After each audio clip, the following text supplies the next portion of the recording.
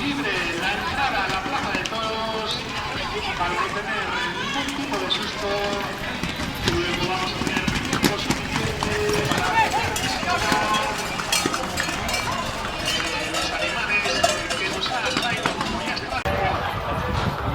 A la plaza de toros para no tener ningún tipo de susto. Luego vamos a tener tiempo suficiente para poder disfrutar.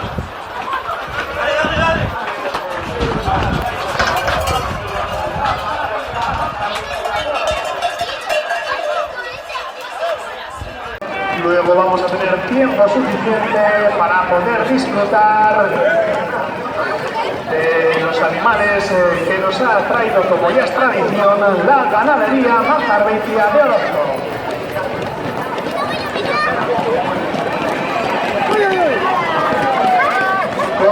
Corpus Herrera, tener cuidado en la entrada, por favor. Baratos, baditudus, plazan animaliak. Baditudus, plazan animaliak. Da gaur kontan